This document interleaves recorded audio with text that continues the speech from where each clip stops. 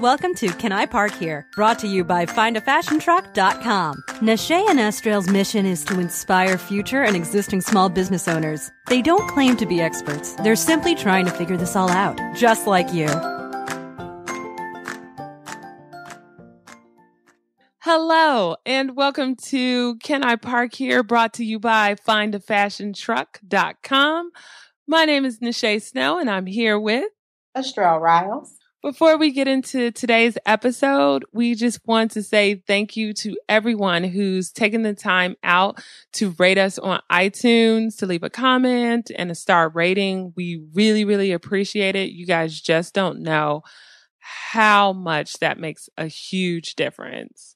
Yeah. And for those of you who have not had a chance to rate us or leave a comment, you can go to iTunes and search Can I Park Here? Or you can actually go to the show notes for this episode, and there will be a link where you can go to directly to the rating in iTunes. We've had a wonderful response, so we're sure it's because you guys are sharing these episodes. So please share away, continue to rate us. Your support really means a lot because a lot of love goes into each episode and contacting people to give you guys like a variety of just different people who own fashion trucks, people who are good at maybe marketing or law or what have you, just so you have what it takes in order to get your business started or just to take it to that next level. So, we just want to say thank you. Also, I've been approached by several people who have Android phones. So just know that on our homepage at startafashiontruck.com, you can actually scroll to the bottom and it has a section called Subscribe to Podcast. And there is actually a tab where you can click on. It's for Android specifically, where you can subscribe to our podcast. Yeah, but let's get into like what this episode is about. So it was interesting about a month ago as I was just kind of trolling on Instagram, stalking people's photos. I saw this like really beautiful, I don't even know if it had like the wrap on it yet, but I just saw like a company that was saying that their truck was coming soon. And I was like, ooh, somebody has a new truck. I went to Patterns and Pop's Instagram account and I was like, oh my God, their Instagram account just makes me so happy. I know, like, I was like, how awesome that they're starting a truck. I'm sure it's going to be fabulous. And then I think you shared the photo. And then when I saw that, I'm like, oh crap, let me contact them ASAP because I love it too. Yeah, I guess it was like probably when I really saw like the photo of the truck once they got the wrap and, check their website out too. And we felt like they kind of embodied like everything that kind of we've been preaching about a little bit. Like make sure you have good photography, make sure you have an awesome website, make sure you're active on your social networks and that your brand kind of all comes together. And they had like the full package. So we figured this would be really, really helpful to not only fashion trucks, but anybody with boutique, be it online or brick and mortar. And what I like about Brittany and Lindsay, they really stay true to their brand. Like they don't do anything that's going to conflict with that. And it works for them. And that's what you're supposed to do. So this is a longer episode, but I promise you that it is worth every minute because they share, which is really awesome too. I just love it when great brands are willing to give like the tips and tricks that help them to get there. And I really think you guys are going to love this episode. Here we go. Hello, Brittany and Lindsay. Thanks for coming on to the show. Hi, thank you so much for having us. We're excited to be here. Yes, we're so excited. No, we're excited to have you guys. We absolutely love everything about you all, like from your photographs to like your truck, like everything is so fun and inspirational. So we can't wait to like find out more. Oh, good. Well, we're excited to talk to you guys. We're glad that you like it. Our photos and our website and everything, that's kind of our bread and butter. So it's fun that you've looked at it already. Yeah, no, I'm in love with all of the photos, and it's cool that you guys take your own product shots. It really adds that personal touch to it. Do you take your own photos? So we do, and honestly, it kind of just started because we literally couldn't afford to hire models or a professional photographer. So when we were first starting, we were like, you know what? Let's do it ourselves. And honestly, we had a really good response from it.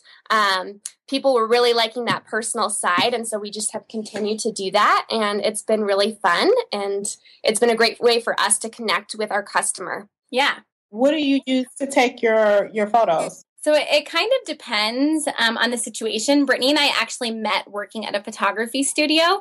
So we're very lucky from a business standpoint that we have Brittany because she's really great at Photoshop. Even when we're not taking the most professional pictures, she's able to kind of spruce them up and make them look a little bit more professional after the fact. At the very beginning, we were honestly just using a Nikon point and shoot, just kind of like your generic old camera that anybody else has. And Brittany was able to make them look a little bit more professional. I wish you guys could see the pictures before we edit them. Sometimes they're a little scary. So scary. There's like a whole story behind, the perfect Instagram and making that look good. And sometimes it is just our phone that we're using depending upon where we are, or if it's impromptu. I mean, we did recently invest in a Canon Rebel. So that's kind of our beginner professional camera that we've been playing around with, which has honestly been really fun for us to get to switch things up a little bit. But there is usually about 300 scary photos in every photo shoot to get the 4 or 5 that we need. Yeah, it's crazy. Like when I post stuff on Instagram, I have to take about 50 pictures, and then still it seems like none of them are good enough. Oh my gosh, I have about 7,000 photos on my camera on my iPhone right now, and it's finally telling me your storage is full, and I just got a new phone, so I totally get it. We always laugh that someday we need to do some sort of like an outtakes reel somewhere for people to see, because some of these photos are so hysterical. So we're trying so hard to do the perfect pose or put together the perfect outfit, and it just does not turn out the way you think it's going to. It never does. And we've learned to be so honest with each other because, you think you're being super cute. We take the picture and we're like, oh no, that's scary. That's not working.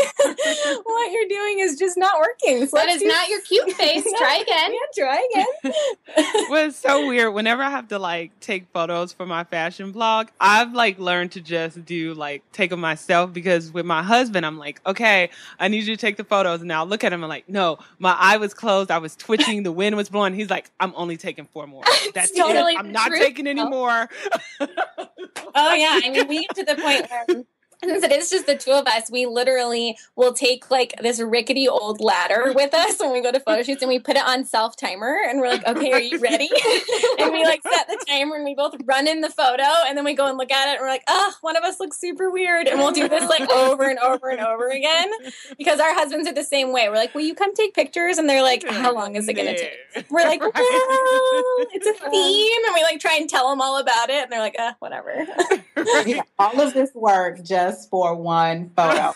Right now, it's sad, but at the end of the day, it's the brand, and we have a lot of fun doing it. And it's those stories that you look back on, you're like, oh my gosh, that was so funny. Remember? Yeah. Right. And for the listeners out there, those of you who are trying to start your mobile boutique, or even the existing mobile boutique owners, if you go to patternsandpops.com, this is an awesome example of what you could do if you cannot afford to have a professional photographer.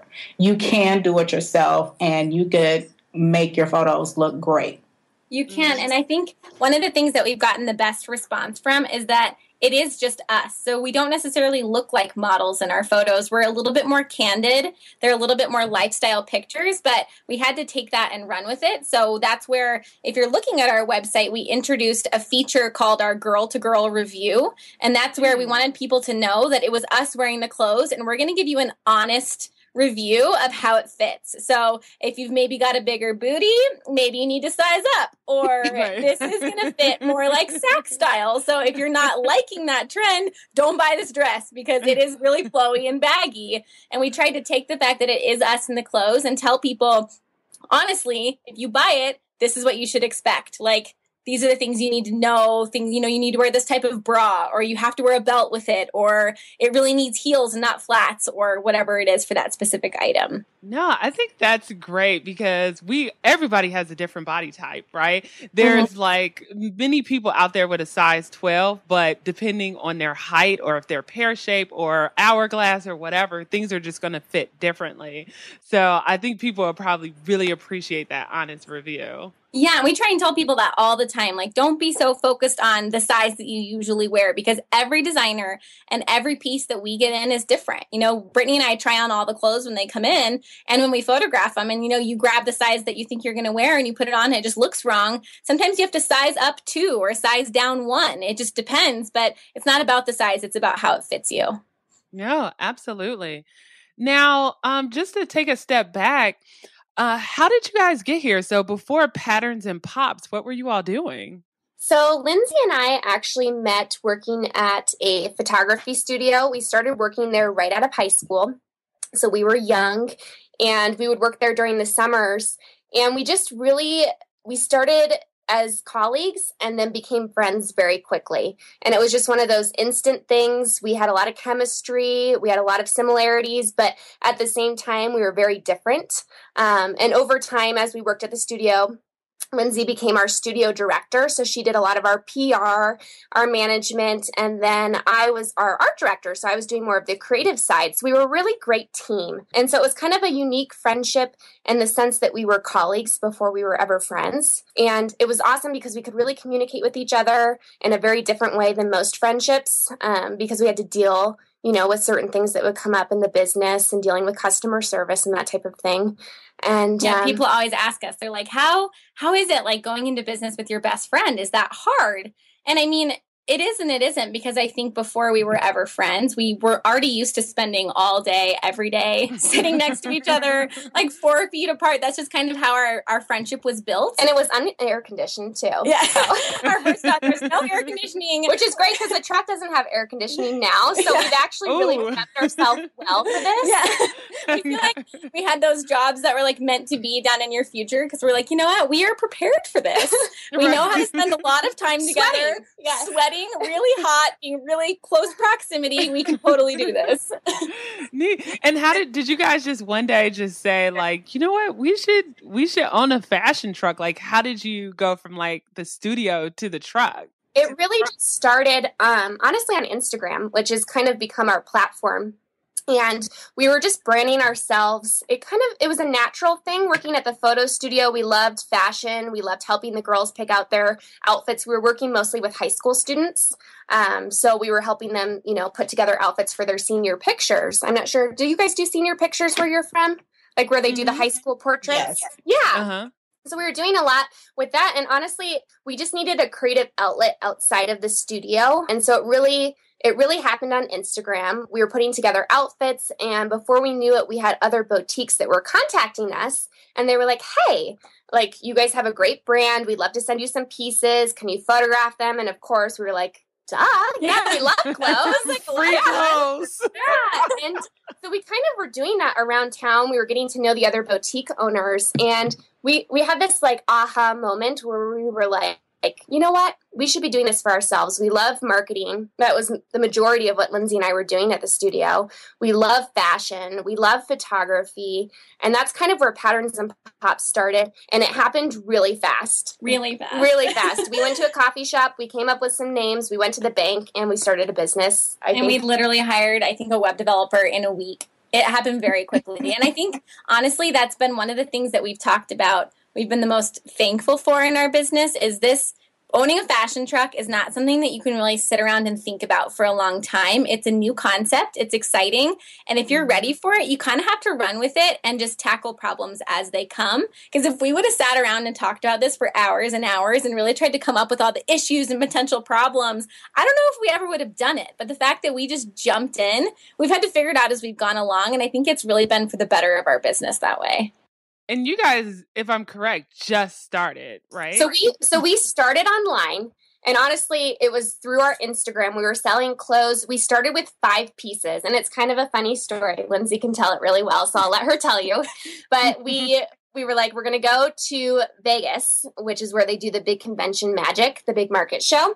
And we're going to go and see what it's about. And because we started this, the first time we met for coffee to talk about this as an idea was June of last year.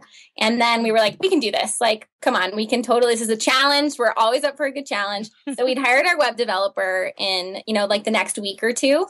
And with that, we're like, all right, we're going to have a website. And then we were like, we don't have clothes. Like, where do you get clothes? Because we didn't have retail experience. So we thought, we need to figure this out. And we'd heard about this trade show. So we looked it up.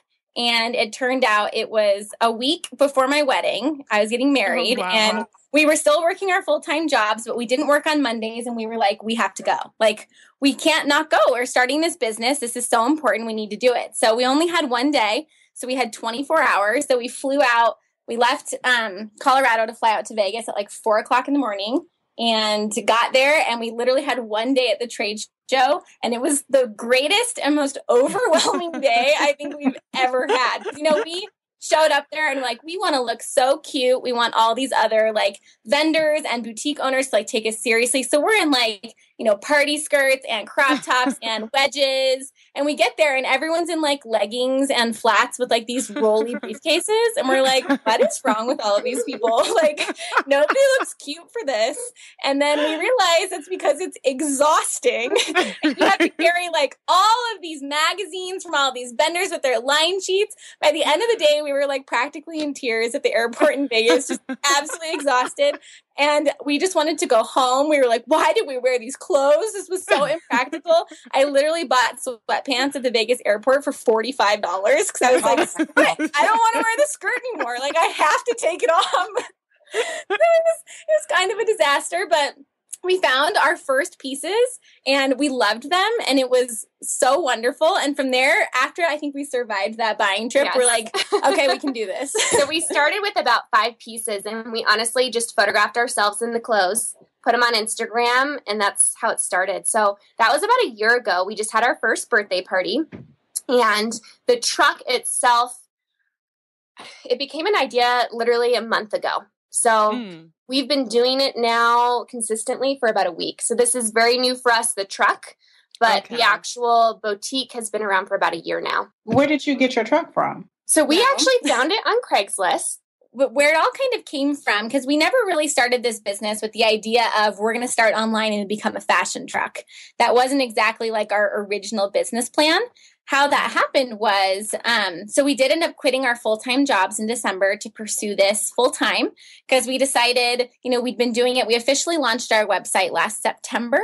So it had been open for 3 or 4 months and it was going really well, but we were working 2 full-time jobs. I mean, we worked a 40-hour work week and then we would get home. And the second we got home, we worked till midnight and we worked all day on the weekends and we kind of maximized our time. So we really felt like if we needed to actually give this a shot, we had to do it full time. So we took the plunge, which was scary, but exciting because I think it really made us look beyond what we'd already done to think how we could expand our business. And so the way that worked was we started having these home parties. So we were doing pop-up shops. And in conjunction with our website, obviously that was still running in the background, but we had a bunch of women that were hosting our clothing at their house and inviting all of their girlfriends over to shop. And they were really successful. And we realized pretty quickly that they were pulling in about 50% of our sales every month. So it was split half and half between our website and our pop-up shops. And we were like, okay, we need to do more of these. These are great. But we were kind of running out of friends and family that we could like pimp out to host these parties. When you're just starting, you're like, hi, you really like us, host a party because hey, Mom, it's your turn. Yeah. We're like, hi, you're our best friend. Invite all your other friends. And they were great. And we were having, more random people that we didn't know wanting to do it, but we wanted to make sure it was something, since it was such a big part of our sales, that it was consistent. And our logistics as far as getting to these parties was a little messy. We were just traveling in our cars with mirrors and racks and clothes, and it was just a little complicated. So originally we thought, okay, why don't we get some type of van, like this white serial killer van? We'll just, just in a pink or something, it'll be fine. And then we're like, you know what? There's actually quite a big community of fashion trucks in Denver. So we had seen them before, and we were like, you know what, if we're going to buy a vehicle, it might as well be a vehicle that is totally us, totally our brand, something that we're proud of, that we're excited about. And that can be its own pop-up. Like, it doesn't necessarily have to be a party, but we could just go park it somewhere without a host, and hopefully our goal was to get the same response as we get from these house parties. So we literally looked it up on Craigslist, and again, this was like, it happened very quickly. Our website was going great. We hadn't really talked about it at all. Brittany came to me and we had kind of talked about getting a van, and she's like, what if we did a fashion truck instead?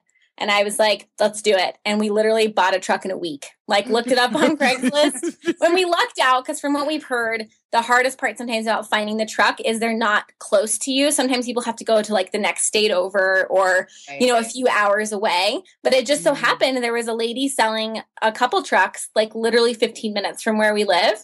So we went and met her. And the first thing we said is we're like, okay, because we got there, and I don't know if we really knew what we were getting ourselves into. And then we show up in this, you know, like warehouse parking lot, and she's like, well, here are my trucks. And they're like these giant step vans. And we're like, okay. And the first time we looked at it, we literally just looked at it and left. And we got home and our husbands were like, well, did you guys drive it? We were like, no.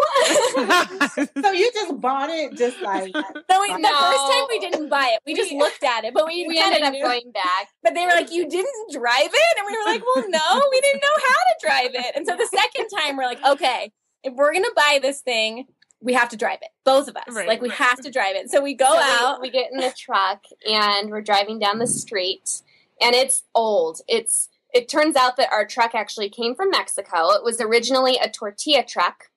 And then before that, or after that, it was a Bimbo bread truck. So it says Bimbo giant on the side. It's got a big teddy bear on it. And we only know this because, and we can get into this later, but Lindsay and I actually peeled off all of the old layers instead of hiring somebody to do it. So we slowly realized that our Bimbo truck was originally a tortilla truck. Yes. But so we're driving down the street and we hit a bump, and about 50 moths come flying out of the, I don't even know where. Like the dashboard area, because it's so old and no one's driven it in a while. So it was like a colony of moths just flew out. We're both already nervous about driving this thing, just freaking out driving down the road.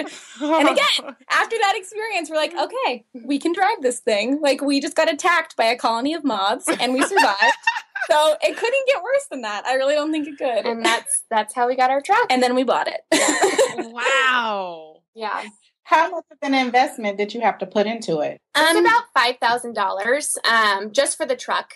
And then there were some issues. We did have a cracked windshield, so we knew that was something that we would have to replace just because we wanted it to look really nice. And then after we drove it for about a week, we realized that there were some issues with it. So we brought it in and we needed to get our radiator replaced, and then eventually a spark plug was replaced. So, but when it was all said and done, I mean, I think the windshield, the spark plugs, and the radiator all cost us maybe $1,500. So we really, I mean, from what it could have been, it really wasn't that bad. It was in pretty good condition. And, you know, a lot of people had told us before you buy something like this, because it's a 1993. So it's older, but not terribly old. They said, you know, you should really bring a mechanic with you. And we tried to, but we couldn't find anyone that was available that day. So we kind of went into it blind a little bit, which was kind of risky, but we knew again that if this was something we wanted to do, we needed to just run with it. And it was a great opportunity. So we lucked out that we didn't end up having any major issues.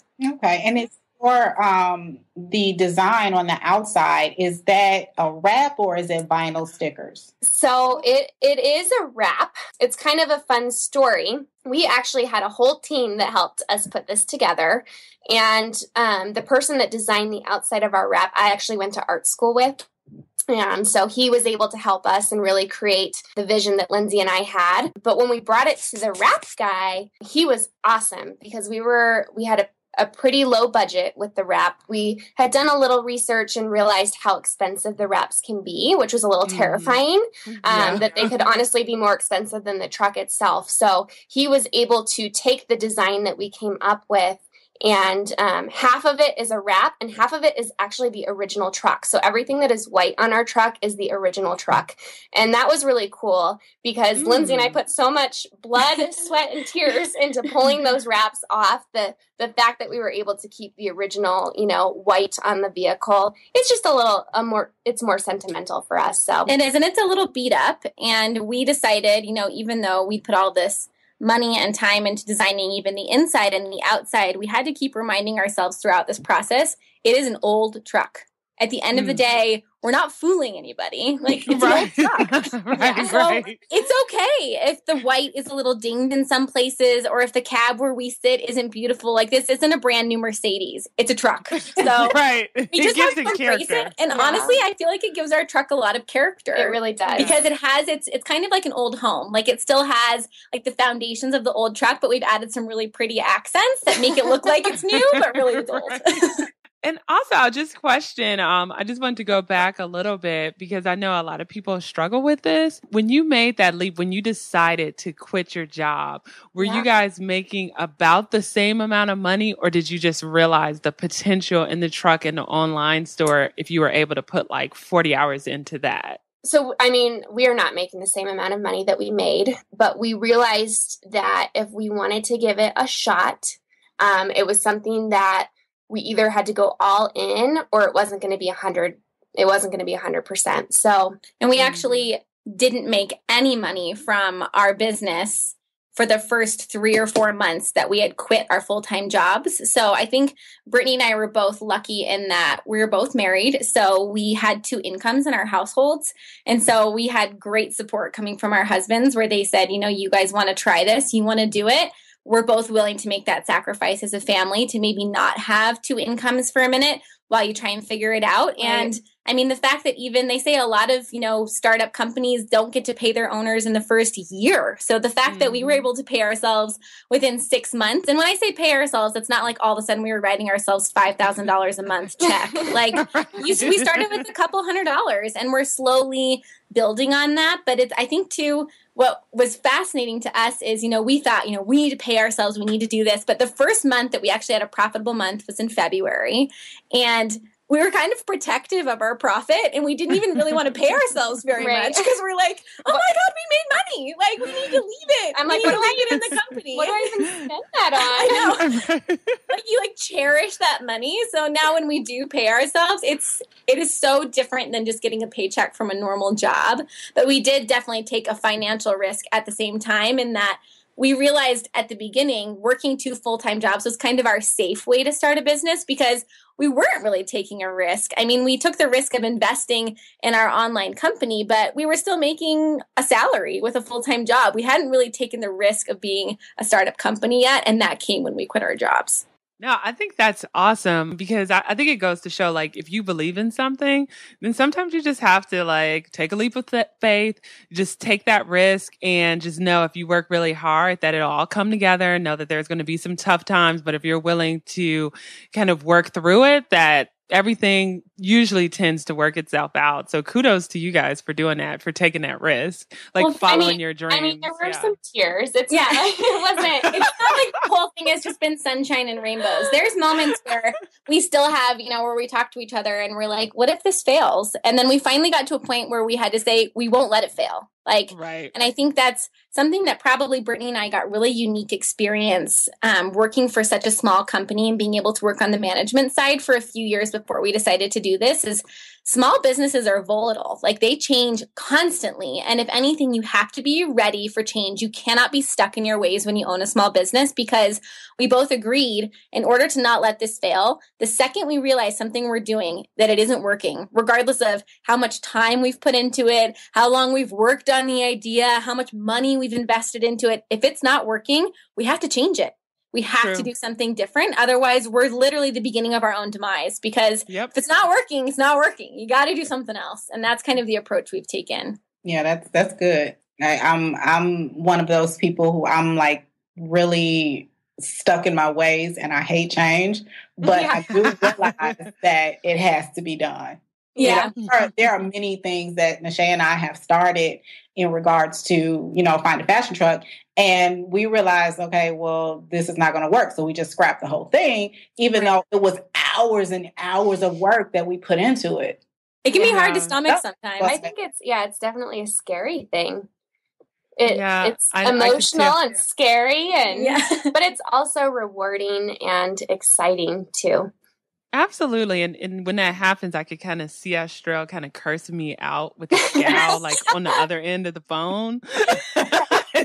You just made me do all this work for nothing. You don't even think we're not doing this anymore. But you learn something from all those things, right? You do. You do. Because I think that's absolutely true. Like, I think sometimes people just try to make something work that's not going to work. And they figure like, over time that something will happen, like a little miracle will happen, and all of a sudden they'll get more followers or they'll make money or whatever it might be. But it's like, no, you have to take kind of like a hard look at what you're doing and kind of reevaluate it and make sure that it makes sense. Yeah, that's kind of what we've always tried to do. And that's always sometimes easier said than done, but that is the goal. Let's talk about the products that you sell. What type of style do you have? What vibe are you going for? So we really wanted to create a very solid brand. So the whole idea behind Patterns and Pops was that we wanted to have statement pieces. So pieces that had a pattern or a pop of color. And that's where the whole name came from. And we really wanted to stay true to that brand. So when Lindsay and I are looking for pieces, we're looking for those pieces where you're walking down the street and someone stops you and they say, hey, where did you get that? I'm just going to tell you, when I first saw the truck, I said to myself, so they're selling clothes and popsicles? We need to get a cooler and keep it in the truck with popsicles in it. So when people come in and are like, oh my God, do you sell popsicles? We can be like, we don't, but you can have one. Okay, so you want to know where the popsicles came from is we as women love dessert, obviously, and shopping. So those are kind of our guilty pleasures. And originally the name of the brand was Patterns and Popsicles, but we soon found out that Popsicles was trademarked, so it turned into Patterns and Pops. But it was sweet treats for your closet, things that you shouldn't be spending your money on, you shouldn't be doing, you shouldn't be shopping, you shouldn't be eating popsicles. But you know what? Those are the things that make us happy. So things that are just too sweet to resist. So since they are like statement pieces, they're supposed to be like desserts for your closet. It's kind of our branding. But we definitely get the popsicle question more often than you would think. So I'm not alone. You are not alone. You are not alone. But I love it. It definitely works. Yeah. And so, when we're doing our buying, I think since Brittany and I didn't have retail experience coming into this, the buying side has been probably the most fascinating for both of us because we've done the marketing, we've done the customer service, but the buying is, it's a whole different ball game. And we've had to learn that we can't just buy for ourselves. We have to buy for our customer and for our brand.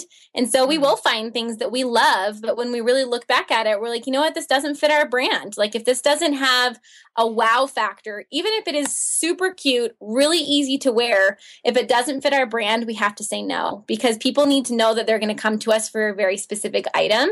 And if we're all over the place, people are never going to have a reason to follow our brand and to be excited about it like we are. What's your best-selling item? Starting online, it was definitely, dresses and tops, just because those are easy for women to buy online. But now that we've started the truck, honestly, we have little novelty items that have been super popular in the last couple weeks. So they're like thermoses and little drink tumblers and travel journals and cards and that type of a thing. And still the dresses. Mm-hmm. I feel like we're all about the dresses. We like to find dresses that have a fun pop or a fun color, and people can always come up with a reason to buy a dress, whether it's an occasion or just for work or, going out on the weekends. So they're usually a pretty easy fit, where our price point is usually for our customer is usually right around $60. So we're definitely more of that, like that everyday type of a dress. That can be worn to an event, but isn't only for an event. So it is the type of dress that you can throw on a pretty statement necklace and heels and wear it to a wedding, or you can wear it with flats and a blazer and wear it to work. So they're very versatile. And so I think in that way, it's a lot easier for women to justify purchasing it because they can think of 1,000 ways to wear it. Well, and I think why we like dresses too is when our customer buys a dress, it's the full outfit. And we've gotten really into the rompers too. I don't know how you guys feel about rompers. Some people, they either hate them or they love them, but we are huge romper fans because it's a complete outfit. So we like that if somebody's buying something from us, whether it's a dress or a romper, they leave wearing just patterns and pops. And that makes us happy. Yeah. Neat. Now, question as you guys were talking, I was looking at some of the products that you feature on Instagram. Mm-hmm. How did you guys get 10,000 followers? Oh. That's impressive. With a lot of work. Yeah, it is. Instagram, I think we always joke with people, it is a lot more planned than I think people realize. We want it to feel very spontaneous and in the moment. But if anyone knows better, it's our friends, because we see them, besides Brittany and I, we'll go meet them for drinks and they're like, that's not what you were wearing today. Because they see our outfit of the days and things on Instagram. And we're like, oh yeah, we took that photo 4 days ago. It's not necessarily right now. It is a glimpse at our brand. And so we put a lot of time and effort into it. And honestly, again, I think that's actually a specialty that Brittany brings into our business, because the way she can set up our Instagram is it's a story. So it's not just about one individual photo, but it's about that photo and the photos that will then be all around it on our feed and how they interact with each other to make sure that they're not just full body pictures, but that we also have detail shots. We have things that aren't clothes. We have things that are a little bit more like our funny quotes. That's a huge way that we share our brand with our followers, because they like the quotes, they think they're funny, and they tag their girlfriends, and then their girlfriends are exposed to our brand. So we're always trying to think of ways to get people to want to share what we're posting with the people that they follow on Instagram, because that then is advertising for us at that point. And we do actually have a couple tips too that are easy, super easy ways to get followers. One thing that we did in the very beginning is we actually stalked and found bloggers that we loved that had more followers than we did. Our rule was if they had 10,000 followers to 20,000 followers, those were the girls that we really wanted to work with. And we contacted them. We emailed them. We sent them pieces and had them photograph those pieces themselves. And then they would then market our brand on their brand. And therefore, we were kind of sharing followers. And it was great because we would actually get photos from them that we could post on our Instagram. And then we were sharing followers from them as well. So that was a great way for us in the very beginning, when we only had a couple of thousand followers, for us to build that.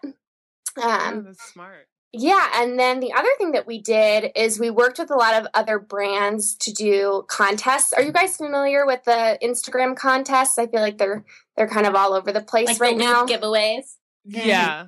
Mm-hmm. Yeah, so that was something that we did early on, and I feel like they've kind of slowed down a little bit, but it was one of those things where we worked with a bunch of different brands, and we were able to collaborate and share followers. So it was all about who can we contact that has more followers than us, that is going to make a post about us, so that we can share followers. And the other thing that we do is all of our tags, they're little popsicles. And on the back of them, they say, we love to be Instagrammed. And it has our hashtag and it has our Instagram handle.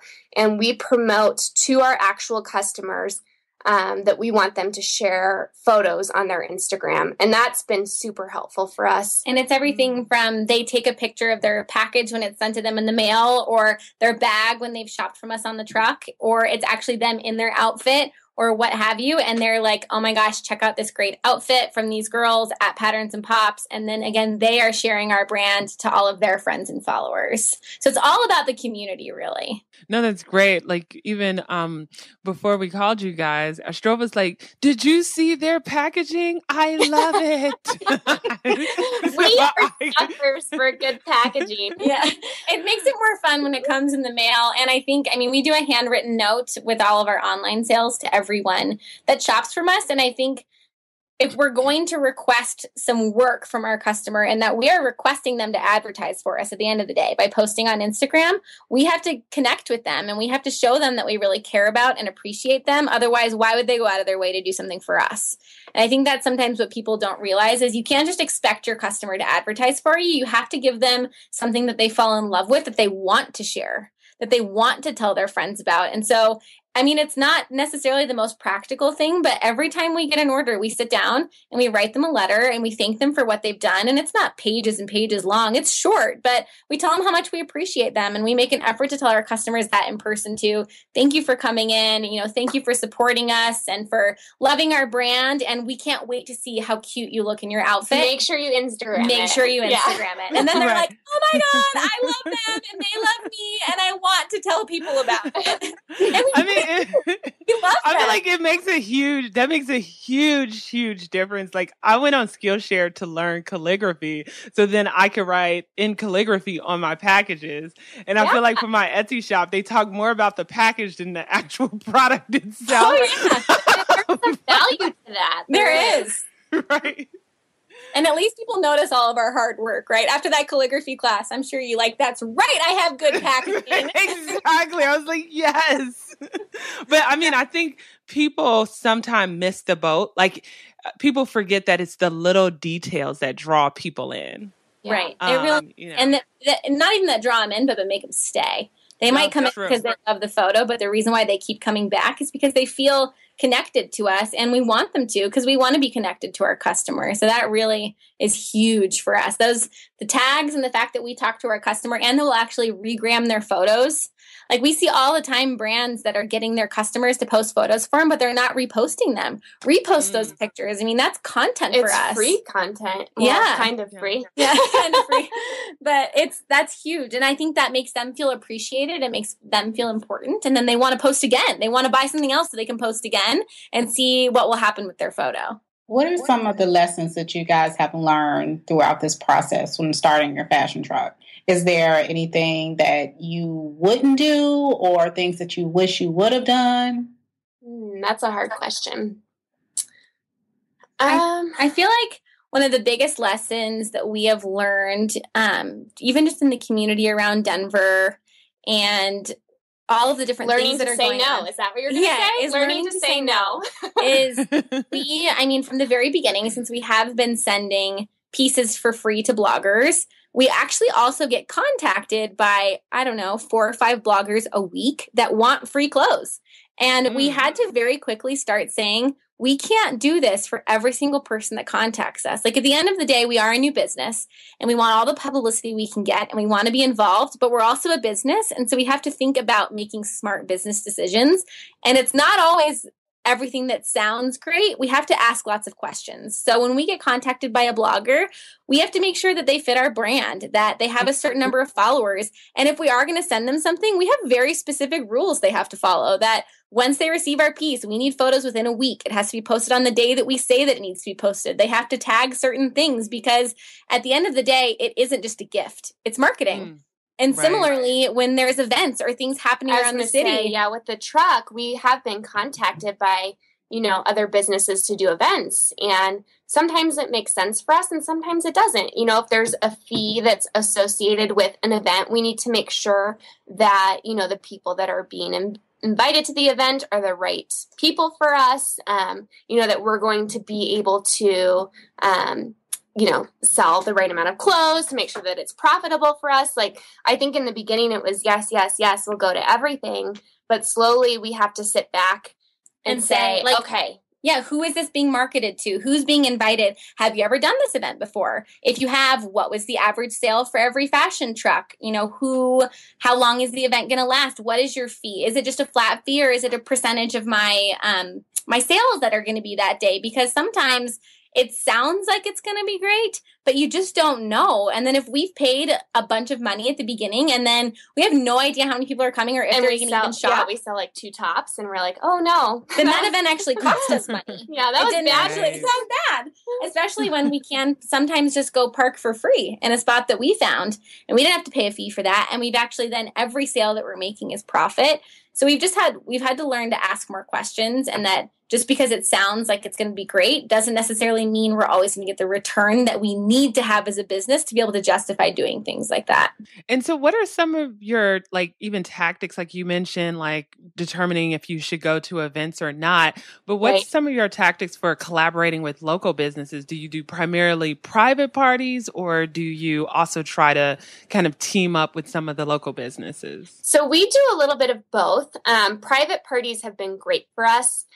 Groups of girlfriends, we go to their home, they can just shop directly from the truck.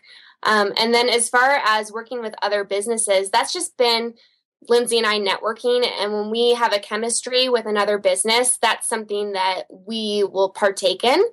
So we've actually done a couple of collaborations around town that have been great. And we're always open to those things. But like she said, a lot of times we just have to sit down and say, okay, what are the fees for this?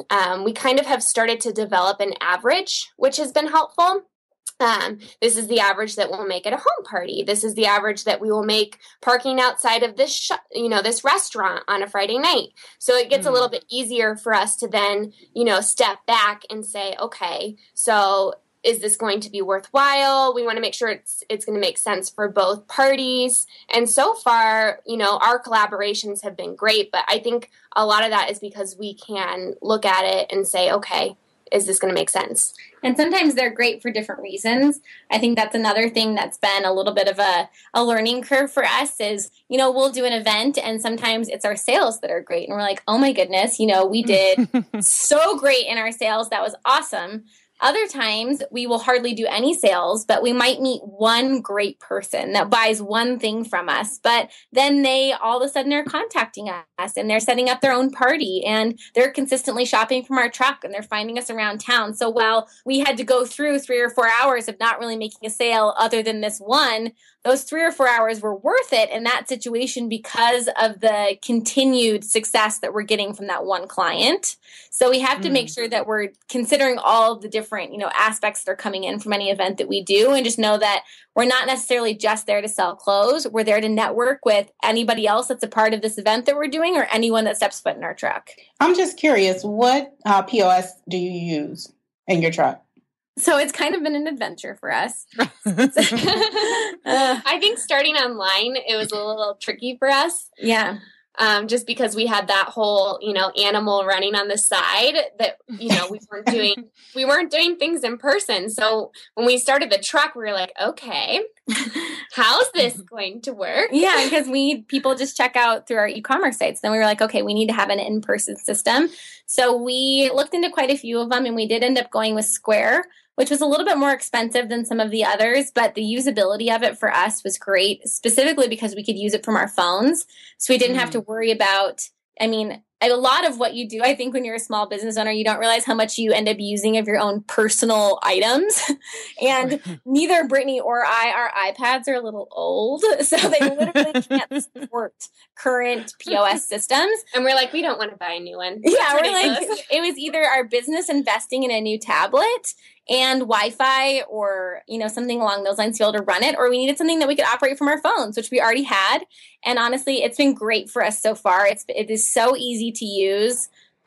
It's great for our customer. We love the receipt system. I know that I've heard it's more recent, but for us, it's always been around. But their reporting is really nice. They give us averages and how often customers are returning to us, how much each customer spends on average when they come to us. They break it down by day and by week. And that's honestly really nice for us to be able to look at. And it's just super easy to use, which when you're busy trying to run around with a fashion truck, you just don't want to have to think about it. You just want to do it and have it be done. And it's been great.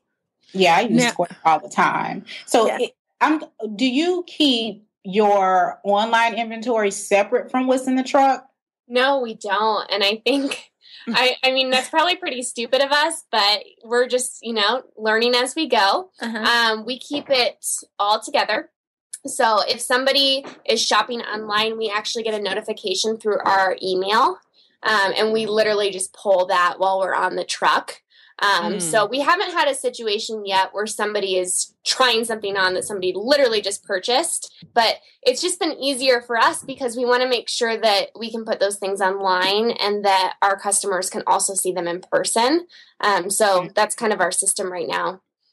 And since we're still pretty small, it's working. We're keeping them separate right now, which, I mean, bookkeeping wise is a little bit more difficult, but at the same time, it works for us. And so that's how we're going to keep it for now. What advice do you have for future mobile boutique owners? And I know you guys have really just started on this adventure, but I would even say, like, for online boutique owners, like, what advice would you have for them? Anybody who's thinking about starting out?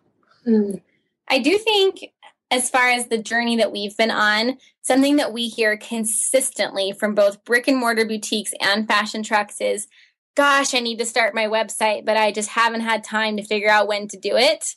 And so if you can, and you have the time and you're willing to, I think that is the one thing that we are so grateful that we decided to do before we opened our truck, because a website is a lot to manage.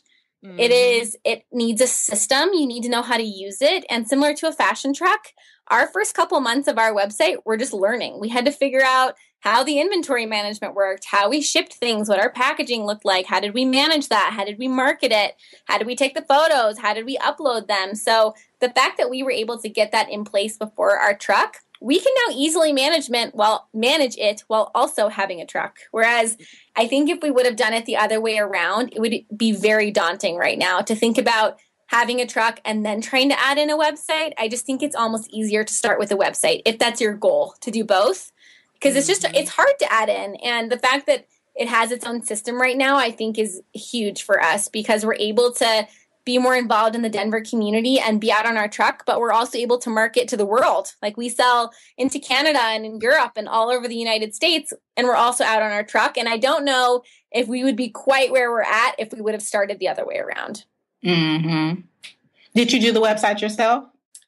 We worked with a web developer who's based out of Seattle, and then Lindsay and I update it and manage it ourselves. But she kind of helped us with the behind the scenes, just because we weren't familiar with doing an e-commerce site. So she was able to go in and help us with that. But we upload the photos and do the descriptions and our banners and things like that. So it is helpful. We have a little bit of experience with the web part of it. So that's been nice, is we can do it ourselves, but we also have somebody that we can call if we're like, oh my gosh, this isn't working. Yeah, we have no idea how to do that. No, I think that is great. Now, I'm glad the listeners are hearing it, because I can't tell you how many times Estrella and I have gone, like, looking for a business, and we go to their site, or sort of a site, and we're like, whoa, because there is now an expectation, especially even with like Squarespace and everything else out there, that your site has to be on point. It's like the face of your business. And the thing about it is, like, not everybody wants to get into like the nitty gritty of doing their own site. So you know, it's a great idea to just like pay somebody that you trust, where you've seen their work and their work kind of speaks to your brand, and just have them put together like the face of your business. And then I think people have to realize, too, that even when you hire a web developer, that doesn't mean you get to wash your hands of it and sit back while you watch this beautiful website develop before your eyes. Like, we were very involved in that process, and we still are involved with our web developer. And I don't know if people necessarily realize, because I think websites are scary to people. They have no idea what that means. And so when they hire someone, they're like, okay, perfect, just do it and make it look great. Well, yes and no. Like, you still have to do your own research. And I can't tell you, when we were doing our website, how many boutique websites we visited saying, okay, we like that feature, we don't like this feature. We like that feature, we don't like this feature. And we're still doing that. It's just like we were saying before, you have to evolve. And as we see other brands that we love evolve, doesn't matter if they're a boutique or if it's Nordstrom or Anthropologie, we want to be like them. We're like, they have that. How do we have that? I mean, it couldn't be that hard. How do we have that? How expensive is it? How do we install it? Like, we want a live Instagram feed on our website. How do we do that? Turns out it's not that complicated. So we did it. It's just those little things that you have to always be evolving as you go. You mentioned Anthropologie. That's like, I'm in love with them. Oh, God. I spent so much money there. I know. That store is dangerous. When I see it in the mall, I'm like, walk away, Nishay. Walk away. If nothing else, having started this business venture, it's actually kind of tempered our personal shopping. Yes, we don't shop as much now because we get to shop for a living. So out. Yeah. Oh, right. So it's just like, I'm done. Saving money because we get kind of that, when you love to shop, you get like that rush when you buy something new, which is such a horrible, like addict thing to say. But you do. Like, you buy something online and you're like, oh my God, I get new clothes. I love it. Right. We get to do that for our store now. So it's helped us kind of dial it back on the personal level a little bit. So, yeah. Unrelated, but the only way I was able to kind of stop myself from like shopping all the time is I invested in this box. I don't know if you guys have heard of it, but it's called like the Pop Sugar Must Have box. What? And you pay like $40 a month, and every month you get like a surprise. So it's like Christmas every month. Like this month they still sent hasn't me. stopped you from shopping though. Sorta. No. She's like, it's better than it was. I've got like beautiful scarves from them. I've been able to try like different lotions and different. Oh, we're gonna have like, to check that foods. out. Oh my God, you've got to check it out. You love those types of things. Bark Box, Happy Meal, Stitch Fix. Yeah, They're all Yeah. But so we're just going to ask you a few wrap-up questions just to help the audience kind of get to know you on a personal side a little bit better. Okay. So first question, do you have a favorite podcast or blog? If so, what is it? So we are actually new to the podcast scene. So I feel like you guys are our favorite podcast right now. You're our favorite. Yes. We actually listened to most of your podcasts before we went on this. So yes, super fun.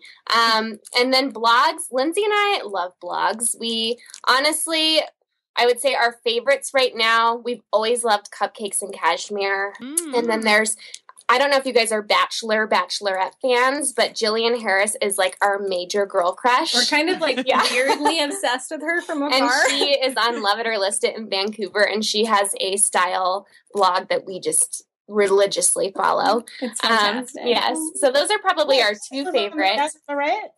Yes. She was the Bachelorette. She has a great, her social media is on point. And then we also love Glitter Guide. It has always been a huge inspiration for us, as well as Studio Do It Yourself and Design Sponge. So we actually are always overstimulated by all the blogs. We try to cut it back. We love to visit blogs, and sometimes you just need those little things to pick you up to be inspired, especially if you're posting on Instagram 3 times a day. Sometimes it's draining, and you just need to go to another creative outlet and just be like, okay, I'm inspired. Yeah. And they did some cool stuff. We can come up with something cool too. If you could have any celebrity, entertainer, model, anybody in the world visit your mobile boutique, who would it be? Taylor Swift.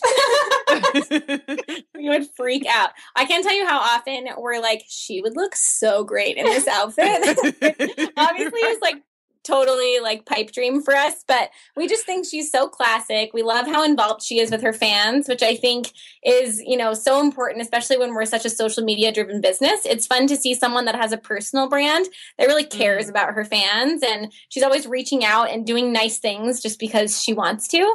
And so I feel like in that way, we like to connect with her through her social media, and we just love her style. We think she just kills it in the fashion world. So if she could come shop Patterns and Pops, I feel like we would just have this wonderful moment together where we could all just hang out and be best friends. So we would pick Taylor Swift. So if she ever listens to your podcast, we're available, and we're in Denver if she wants to come. Taylor's agent, if you're out there. If you're out there, Patterns and Pops, check us out. Exactly.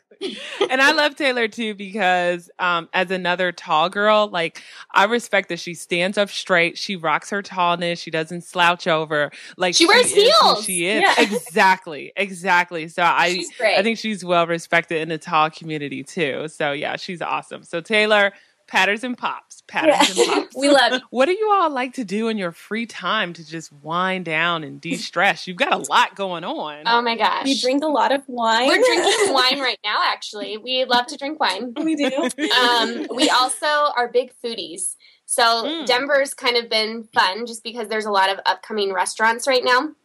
So Lindsay and I love to try new restaurants. We do. Yes. Any new crazy meals. We always like to go check them out. And honestly, we both still love to shop. So it's fun for us to visit the other boutiques. I think we have a higher appreciation for them now and all the effort that goes into what they do. So we still make an effort to once a week or every other week go visit a boutique in town and shop. Like, we don't just go in and say hi. We like to go in and say hi, but we both love to buy things. So we like to appreciate them and all the hard work they've put into it. So we still shop all the time. And if somehow there's shopping and wine involved, we're definitely there. So it just kind of depends on the event. No, I can appreciate that because my friends make fun of me because I'm a crafter. And when I go to craft fairs, they're like, why are you buying all this stuff? And I'm like, I have to support the artists. You know, like I understand that like they put all this hard work into making it. So if I like it, I want to show my support, you know? Exactly. Exactly. And it's given us a whole new justification for shopping, which we're not complaining about. We're like, we had to be supportive. I had to buy something. She's working so hard. Android or iPhone? And what's your favorite app?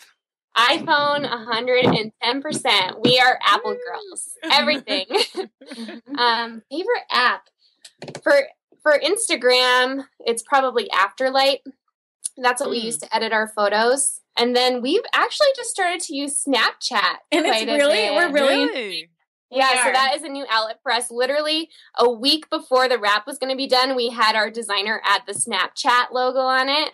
And it's been really fun. I feel like a lot of the other, businesses and celebrities have started to use it. And it's kind of fun because it's more behind the scenes. So it's a video of Lindsay and I. And it's very raw. So I think for a business that primarily markets on Instagram, which is very planned and thought out, it's kind of fun for us to have something that it is so spontaneous. I mean, it's in the moment. It doesn't matter what we look like, what we're wearing, where we are. And I think our customers like that even more of a personal connection with us, to know that we don't necessarily always have perfect hair and makeup and a great little outfit, just, casually walking down the sidewalk. Like, weird things happen to us. We just like to joke around and have a good time. And it's just been a fun, like, no pressure social media. It's kind of like, it's a little bit like reality TV. Yeah. So we've been really enjoying that. Have you tried Periscope? No, but who's on Periscope is Jillian Harris, and all the time she's like, follow me on Periscope, and I'm like, I want to, Jillian, but I don't have time. Yeah, that's. I'm like, I literally will stop speaking to my husband if I have another app. So I think I have to say no. But is it good? Because if it is, maybe I will. What, can you explain it to us? Nashay can do that better. Because she doesn't really like Twitter, Astral, and Periscope is linked to Twitter, and I'm like a Twitter junkie. Yeah. But the thing is, you can sign up for Periscope with your Twitter account, and essentially it's live broadcasting. So, for example, let's say if you guys went to an event tonight, you could just put on your Periscope, you type in like, oh, we're at the so-and-so event, and it will broadcast live to the public. Okay. So it's almost like, yeah, you're your own little news person. And then you'll have people like across the world that'll start to like kind of look, and your followers will look. And yeah, so essentially it's live broadcasting, but it seems like Snapchat kind of does that too. Or is it on a delay? You record the video and then you upload it. It's real time. Yeah, it's real time. Oh, okay. So it's kind of the same principle. Is Periscope video then? Yes. Yeah. Okay. So yeah, it kind of sounds pretty similar. The public can ask you questions and you can respond to them. The only thing with Periscope is that the video only lasts for 24 hours. That's exactly how Snapchat is. Oh, really? Yeah, your photos and your videos that you upload only last for 24 hours for when that specific one was posted. Okay. Right. Okay, so it's like, I think a similar principle. So I've gotten on the Periscope bandwagon only because Twitter actually bought them out. So I figured it would be around a while. You're a Twitter girl, so I always see it on Jillian Harris's Twitter, so that makes more sense to me. And I'm always like, what is Periscope? Well, I got addicted because I just got like this, like it was like a month ago or whatever, something popped up on my phone like Oprah Live. I'm like, Oprah's live? What's Oprah doing? She's live. Right. I was like in the backyard and she had like some chef cooking something on a grill. And I was like, I'm at Oprah's house. Yeah, oh my God, I'm there. It was pretty bad. Yeah, but that's what we love about Snapchat is it's addicting to know what people are doing, It's fun to watch them on video. What would you attempt to do if you knew you could not fail? I knew you were going to ask us this because I've been watching the podcast. Yeah, it's a really hard question because I feel like Lindsay and I have been just doing everything in the moment. Yeah. Like we can't fail. So I think it's hard for us to answer that question a little bit. Because we've just been kind of trying to take every day. Like, we don't really think about what if this doesn't work. We say, let's make it work. I mean, I think if anything, we think about, even personally and professionally, I feel like when you are a small business owner, especially where we're at in our lives right now, we don't have our own families and then we don't have kids. So this kind of is like our baby. This is our life right now, especially since we are such close friends, on top of even owning a business together, that we kind of eat, breathe, and sleep Patterns and Pops right now for all intents and purposes. We just talk about how we want the company to grow, and we don't really give ourselves limits. Like, we don't really say, oh, we'll open our truck and then it'll just be done. Oh, I can think of one way we can answer this question. So something that we've talked about from the moment that we bought the truck is we want to do a road trip. And I don't know if our fashion truck could actually handle it, but we'd love to visit all of the states and just go meet new people. And obviously there's permit issues with that and all of those fun things. But if we couldn't fail, that would be so much fun. It would be so fun. We've talked about going like from Colorado through Utah, through Vegas, go all the way up the coast of California. To Canada. Yeah. Like, we want to go wow. We would just love to take the truck. And I think that's been something fun for us since we did start online. We have these little groups of girlfriends in all these little random cities around the country that follow us pretty religiously and purchase our clothes. And we want to go meet them. We want to go meet them. We have this little group of girlfriends in Seattle. We have a little group of girlfriends in Vancouver. And they're like, we love your clothes. And we're like, right. We want to come up there and we want to meet you. And if our fashion truck would make it and somehow we could endure months on end of non-air conditioned driving and we could figure out how the inventory would work, we would do it. We would totally do it. Yeah, I think that's great. Well, ladies, I really enjoyed this episode, and I think you're going to be an inspiration to a lot of people because sometimes fear holds people back. And you ladies are absolutely fearless in doing your thing. So kudos to you guys, and I'm just glad you guys decided to be on the show. Where can listeners find you? Oh, they can find us pretty much everywhere. So whether they are our biggest social media sites that we use are going to be Instagram and Snapchat. And it's our handle is always at Patterns and Pops. So if they want to follow us on social media, they can start there. But we're also on Facebook, Twitter, Pinterest. We're everywhere. So we try and just invade people's homes and be a part of their lives. So follow us on social media. And then our website is www.patternsandpops.com. Perfect. Perfect way to end the episode. Thanks again, ladies. I really love those girls. They seem to they just have a lot of energy and they just have a let's do it attitude. A lot of times, you'll read in sometimes business books or some of the online business blogs, they say that most people, hesitate or they wait forever before they get started. And then before you know it, the idea has passed or they've lost their steam. So I like their approach to kind of just do it. But I think it's really cool how they just jumped right into it. They found their truck on Craigslist. Luckily, it was local, so they didn't have to go far. And right away, they bought the truck. I think that they've only been in business with their mobile boutique for a month now, and that's awesome. They just dove right into it, and there was no looking back, no regrets. So they had to quit their jobs to really put 100% into the business, and I admire them for that. And that's wonderful. That's awesome. They just went with it. And I like how they said too, they just kind of, they're taking the truck as it is, all the dings, the whatever. It's it's just adding character to the truck, which is really awesome. Yeah, everything looks great. So I want to buy something because it's all pretty. Everything is so pretty. And what I also want to point out to the audience too is sometimes things just come to you. What I mean by that is, for example, when they were working at the photography studio, they just were like, you know what? Hey, let's post some pictures on Instagram and some of our favorite outfits. And then when they started to get that positive feedback and that momentum, they're like, you know what? Maybe there's something here. And then in each stage, they just kind of went with it. They were very kind of in tune to what their audience was asking for and how they could potentially profit from it. And then from there, they just went for it. And I think that like is amazing. Us, Nashay, like you brought the idea to me about, first it was starting a mobile boutique ourselves, and that wasn't going to work out logistically. And then it was, hey, let's just create a directory. And I was like, okay, let's do it. It wasn't like too much thought into it. We just did it. And then we've been building on it ever since. Yeah, no, absolutely. And then based on the emails we got, we're like, oh, we need to start a blog and kind of like address some of the questions we're getting in emails.